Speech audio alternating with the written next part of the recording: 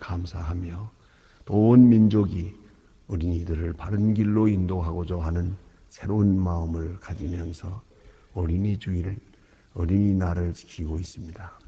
하나님 아버지, 하나님께서 우리에게 이렇게 귀한 자녀들 보내주셨고 잘 자라게 하셨고 또 그들의 장래를 바라보면서 하나님께서 우리에게 베푸시는 약속의 미래를 바라볼 수 있도록 은혜 주신 것을 진심으로 감사하옵나이다.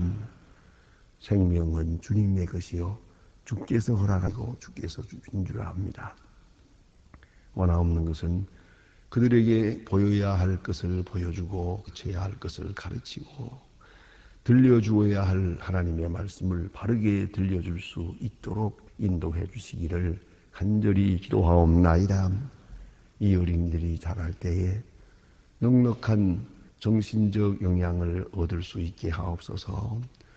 죄악의 세상에 살지만은 죄악에 물들지 않게 하시고 사랑 없는 세상에 살지만은 하나님의 사랑을 느끼며 배우며 살아가게 하시고 또 모든 사람들을 통해서 많은 사랑을 입으면서 그 귀한 사랑 안에서 살아갈 수 있게 돌보아 주시기를 기도하옵나이다. 부모가 없고 또 버려진 어린아이를 위해 기도합니다. 하나님이여, 세상에 태어나면서부터 불행하게 이렇게 여러 가지로 어려운 가운데서 성장하고 있사오나 하나님 돌보아 주시고 어떤 길로든지 저들의 길을 인도하실 분들어 그리스도의 사랑을 채받아서 주님의 사람들을 통하여 사랑을 배우고 사랑을 느끼고 부모는 나를 버려서 하나님은 나와 함께 하심을 생각하면서 귀하게 잘 자라날 수 있도록 주님 돌보주시기를 기도하옵나이다. 자비하신 주여, 그 어린이들의 마음속에 깊은 상처가 있고 골진 고통이 있어서 한평생 그 한에서 살아가는 그런 불행한 이들이 없도록 도와주시기를 기도하옵나이다. 주여, 이 나라의 젊은이에게 은총 베푸시고 또한 우리 모든 기성세대 우리 부모님들에게 크신 마음을 더하사 우리 앞에 있는 또 하나님이 해주신 귀한 생명들을 위해서 우리가 지혜와 능력과 사랑 다 기울일 수 있도록 하나님 은혜 베풀어 주시기를 기도합니다. 우리도 아주 어려운 세대를 살아왔습니다만은 이제 우리의 후배들, 우리의 자녀들은 우리보다 더 어려운 세대를 만나게 했는데 하나님이여, 원하옵는 것은 그들에게 확고한 믿음을 주셔서 이 죄악 세상에 하나님의 사람들로 또 복음을 증거하는 주의 일꾼들로 그렇게 살아갈 수 있게 하여 주시옵소서. 특별히 저희 교회에 보내주신 많은 어린이들, 많은 젊은이들 있습니다. 이 무서운 죄악에 물들지 않고 하나님의 뜻을 바로 깨닫고 확고한 하나님의 자녀들로 성장하고 또 그들의 역량을 다 기울여서 이 어두운 세대의 빛을 전하고 구부러진 세대를 바로잡을 수 있는 귀한 꾼들로 양육되게 하여 주시옵소서. 저희 교회가 이 일을 위해서 해야 될 본분을 하게 하옵소서. 참으로 교회된 거룩한 뜻을 나타내서 이 교회 안에서 귀한 인재들이 하나님의 일꾼들과 소중한 그릇들이 키워날 수 있게 하여 주시옵소서. 주님, 복음 전파를 위해서 몸과 마음, 그 소중한 물질 다 바쳐서 수고한, 그리고 이름도 없이 빛도 없이 수고하는 주님의 일꾼들이 있습니다. 하나하나 그 가정과 그 기회와 또한 그 본인에게 큰 은총을 더하사 항상 밝은 마음으로 역사할 뿐더러 늘 감사한 마음으로 그렇게 일하나갈 수 있도록 도와주시기를 기도하옵나이다. 주님께서 은혜를 더해 주셔서 이제 며칠 후에 우리가 장로 선거를 하려고 합니다.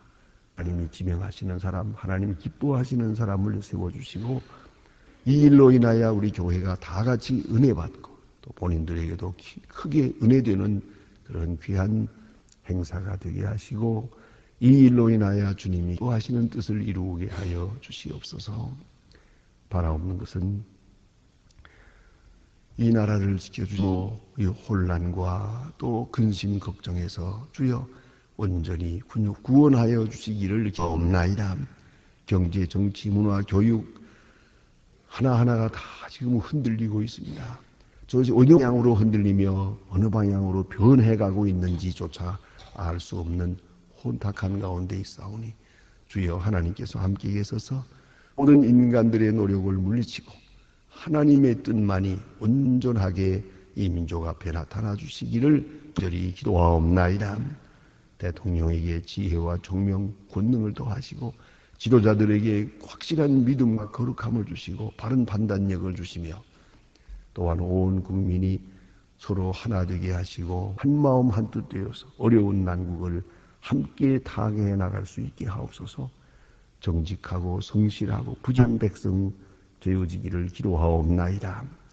하나님 아버지, 주님의 거룩하신 종을 도사 저 북녘 땅에도 소속히 자유를 주시고 철의 장막을 거두어 주시며 이제 앞에 있을 정상회담에서 철의 장막이 무너지는 크고 놀라운 역사가 이루어지기를 기도하옵나이다.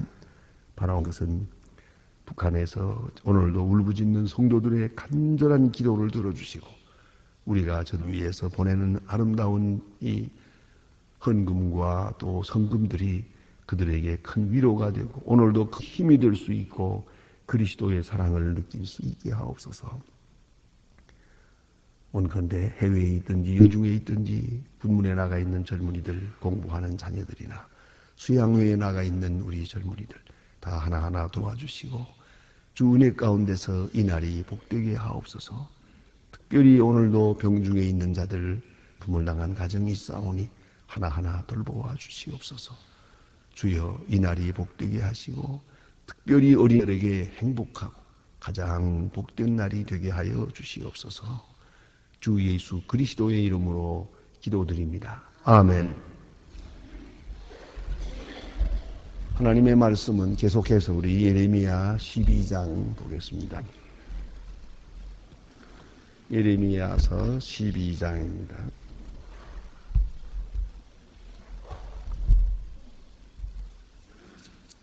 아닙니다. 이제 13장이봅시다. 예레미야 13장 1절로부터 오늘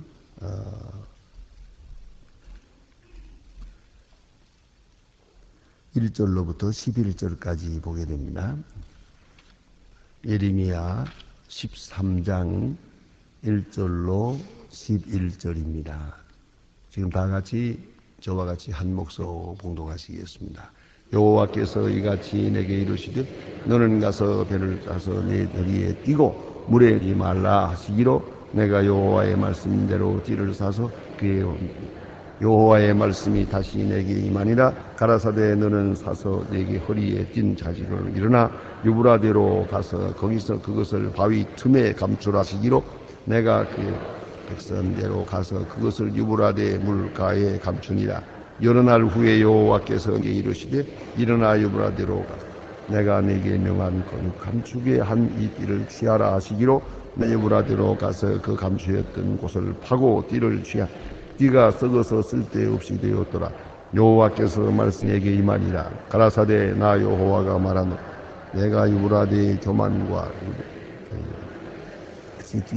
미약한 백성이 내 말에 듣기를 거절하 내 마음이 강팍한 대로 행하여 다른 신들을 쫓아 그를 섬기며 그에게 절하니 그의 이 뒤에 썩음같이 되리라. 나 여호와가 말하노라. 띠가 사람의 허리에 속함같이 내가 이스라엘의 온 집과 유다의 집으로 내게 속하게 하시고 그들이 내 백성이 되게 하며 내 이름과 칭의와 영광이 되게 하려 하였으나 그들이 듣지 아니하였느니라. 아멘. 하나님께서 예레미야를 통해서 이스라엘 백성들에게 주신 하나님의 말씀입니다. 이 말씀 가운데 특별히 중요한 비유의 말씀이 있습니다. 성경을 볼 것 같으면 하나님께서 우리에게 말씀하실 때 직접 음성으로 말씀하시기도 하고 환상으로 말씀하시기도 하고 어떤 때는 특별한 경우에는 꿈으로 말씀하시기도 하십니다. 그러나 가장 크게 말해 주시는 확실한 말씀은 사건을 통해 말씀하시는 겁니다. 우리에게 지금 주어지는 사건, 그것이 전쟁이든지 혹은 무슨 그 환란이든지 혹은 어떤 사건이든지, 특별히 그 무슨 한발이 온다든가 비가 오지 않는다든가, 그리고 유행병이 온다든가, 혹은 때로는 홍수가 난다든가, 이런 우리가 상상할 수 없는 좀 큰 사건을 통해서 우리에게 말씀하십니다. 이런 말씀을 오늘 우리가 쓰는 표현으로 말한다면 충격요법이라고 하겠어요. 충격요법이요. 평범한 가운데서는 깨닫지 못하니까 충격을 주는 거죠. 예? 꽝 하고 한번 쳐. 그러고 하여금 아차 하고 가던 길을 멈추고 생각을 다시 하게 하는 그러한 충격적인 사건들이 있고, 충격을 통해서, 큰 사건을 통해서 가르치시는 것을 볼 수 있다. 그런가 하면 또 어떤 때는 우리에게 이미 평범하게 개인적으로 주어진 사건, 그 사건에 대한 의미를 해석함으로 말씀해 주십니다.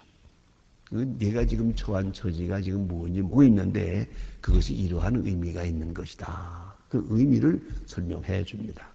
그래서 오늘 우리가 특별히 이 가정생활, 자녀들과의 관계, 농사하는 이치, 이게 평범한 거 아닙니까? 예수님께서 친히 말씀하신 대로 씨 뿌리는 비유, 씨를 우리가 다 같이 뿌리는 거예요. 뿌리고 가꾸고 거두고 하면서도 그것이 그렇게까지 중요한 의미가 있는 줄 우리가 모르고 삽니다. 그러나 예수께서 말씀하십니다. 마치 천국은 한 사람이 밭에 씨를 뿌리는 것과 같다.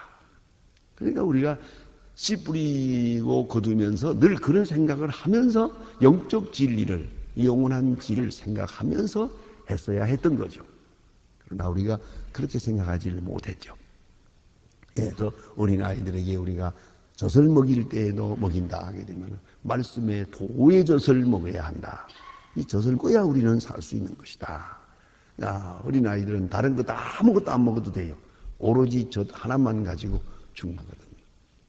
그와 같이 우리가 아주 어린아이가 되어서 하나님의 자녀로 나타나게 될 때는 하나님의 말씀 그 하나로 만족하고 충분한 것이다.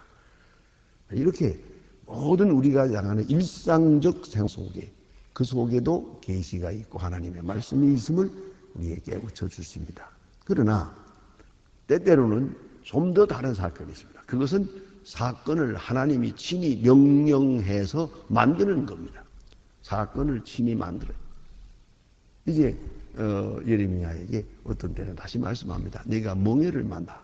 멍에를 몸을 메고 어디를 가라 그래요. 이거 하나님이 하라는 대로 합니다. 멍에 뿔로 깎아 만들어서 멍에를 메고 다닙니다. 그래서 사람들이 물을 거예요. 저 사람 왜 저러고 다니나 그러면 우리가 이렇게 지금 큰 고난의 멍에를 메게 될 거라 하고 말합니다. 이 사람들에게 말로는 안 되니까 이렇게 실물적으로, 이렇게 상징적으로, 요새 말로만 쇼를 하는 거예요. 하나의 그런 작품을 나타내서 저들로 하여금 깨닫고 그렇게 일깨워주고 있는 겁니다. 오늘 본문에 나타나는 이 말씀은 그런 사건으로 나타나서, 사건을 만들어서 하나님께서 실물 교육을 하시는 겁니다. 먼저 예레미야에게 가르쳐주기 위해서 백성이 어떻게 될 것이다, 장차 어떻게 될 것이라는 걸 말씀으로 말했고, 느낌으로 말했고, 영감으로 말했고, 계시적으로 말했고 다 했지만은 오늘 본문에는 하나의 사건을 통해서 말씀하십니다. 예레미야야, 하나님께서 말씀하십니다. 이건 그대로 순종할 수밖에 없는 겁니다. 왜 그래야 합니까? 라고 물을 수는 없습니다. 다만 끝에 가서 알게 될 것이니까요. 그래도 믿고 순종해야겠죠. 너는 가서 배띠를 사서 내 허리에 띠라. 그렇게 말씀하십니다. 배띠를 하나 사서 허리에 띠라. 이 이스라엘 사람에게서 이 띠라고 하는 것은 대단히 중요한 의미를 가집니다. 일단 띠를 띠지 아니하면 일을 할 수가 없어요. 그래서 힘의 근원입니다. 띠가 힘의 근원입니다. 그래서 언젠가 보니까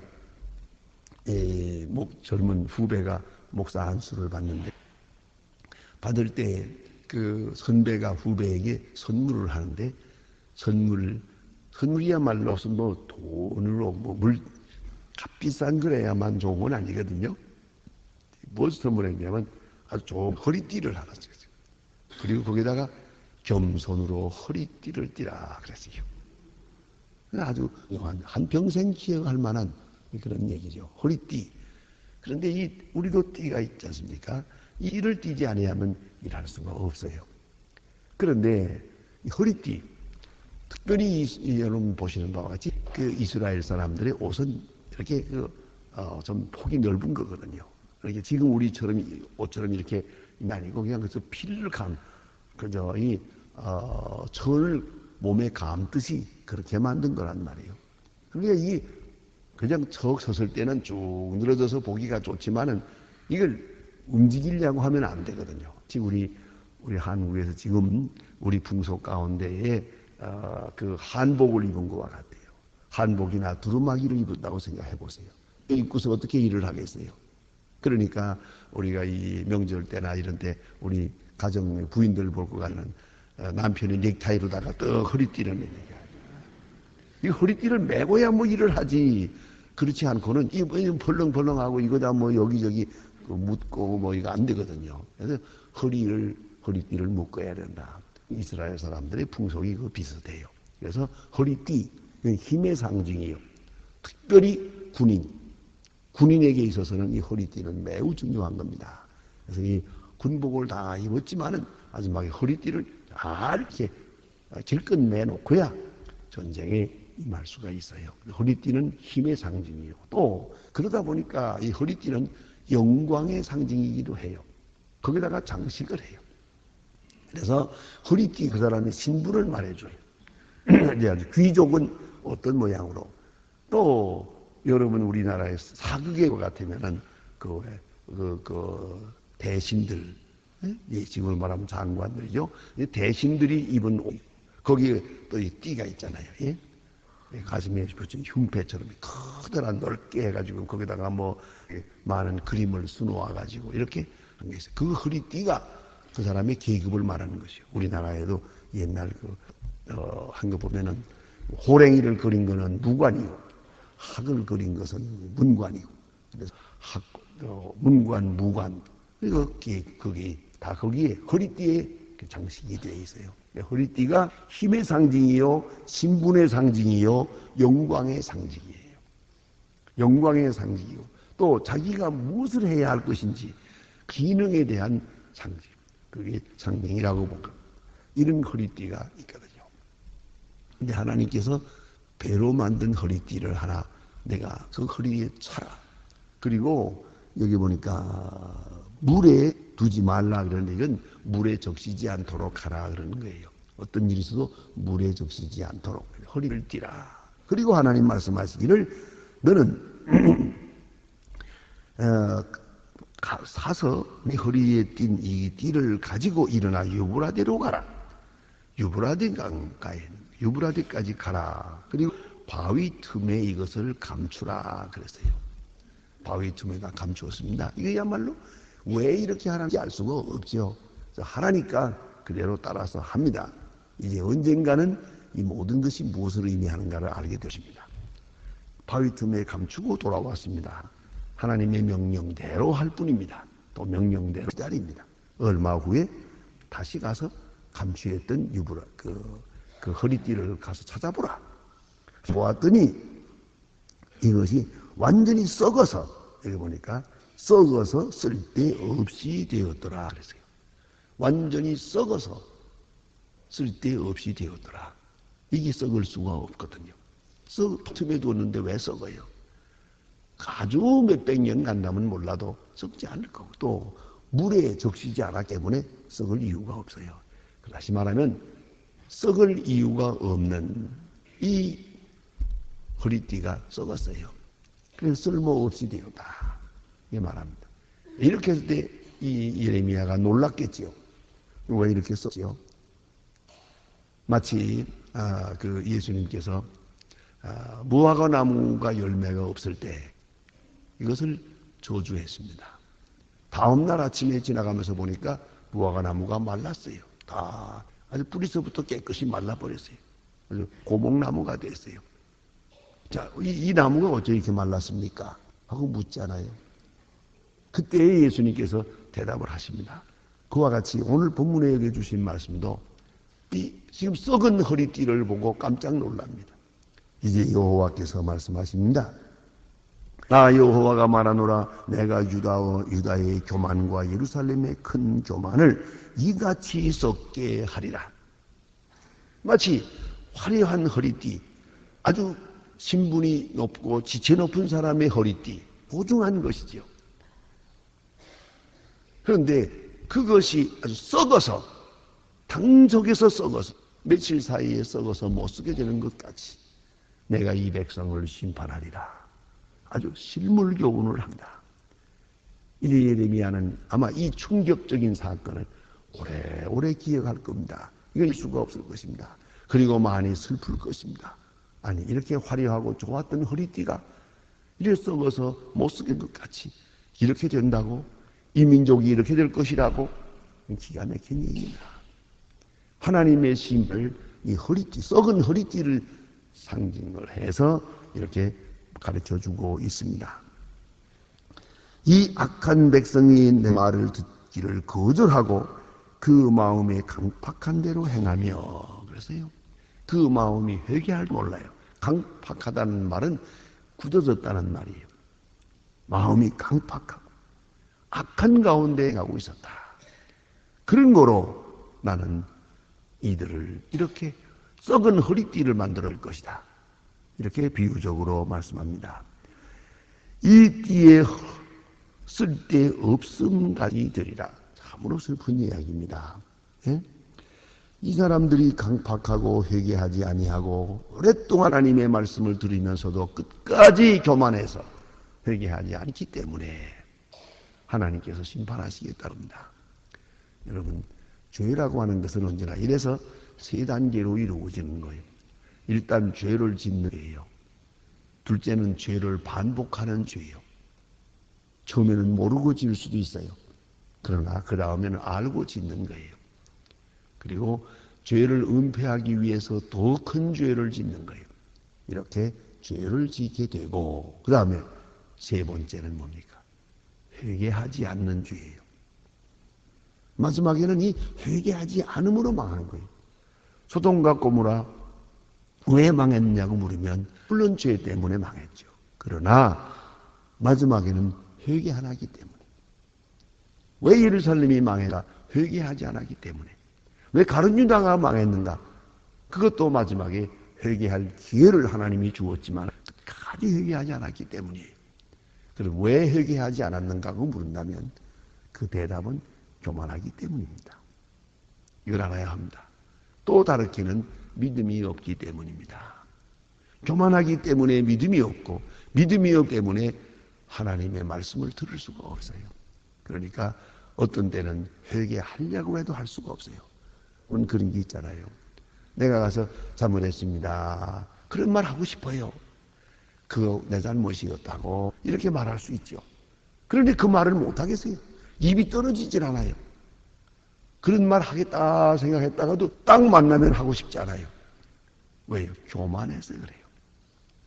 교만한 마음이 있는 동안은 회개할 수가 없는 것이에요. 예? 얼마나 좋아요. 회개하면 다 편안해질 수 있는데도 회개를 못합니다. 안 하는 게 아니라 못합니다. 이것은 벌써 마음에 이미 강팍하게 되는 심판을 받았기 때문이요. 이 강팍함 자체가 심리적으로 오는 심판이에요.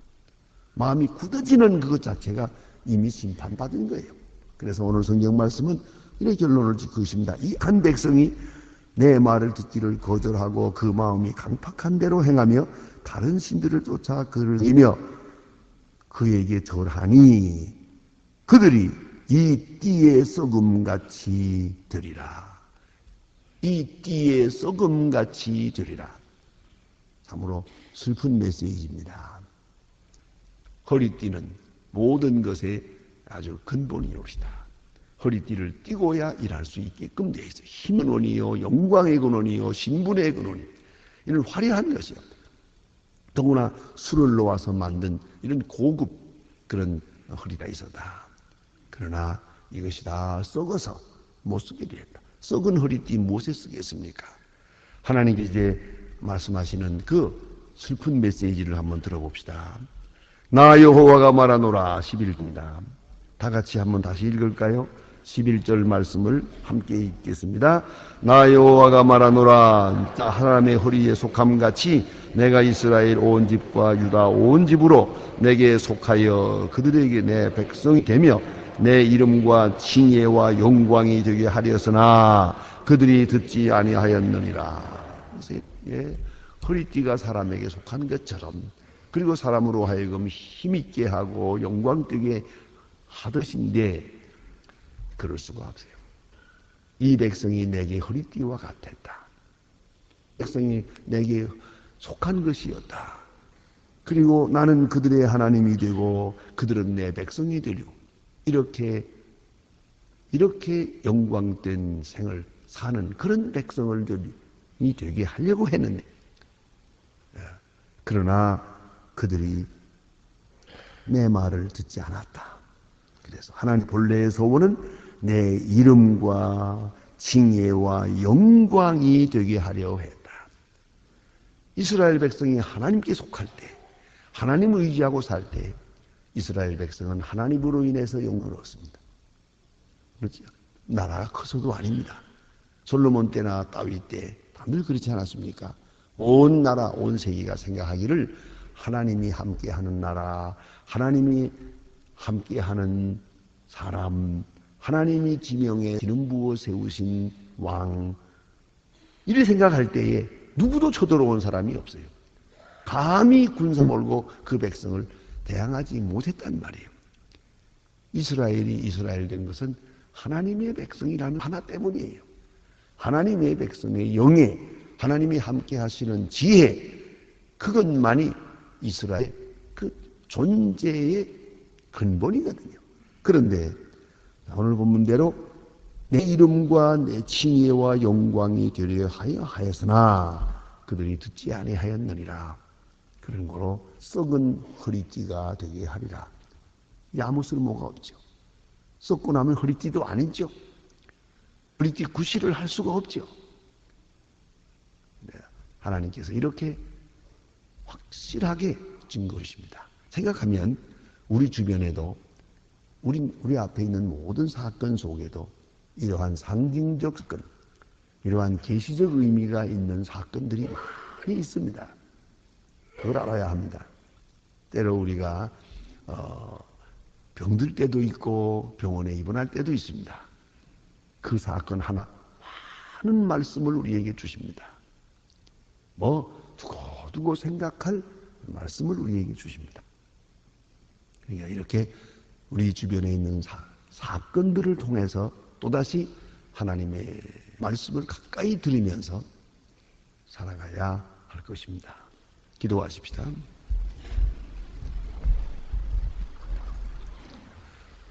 하늘에 계신 우리 아버지시여, 이름이 거룩히 여김을 받으시오며 나라의 마옵시며 뜻이 하늘에서 이룬 것 같이 땅에서도 이루어지이다.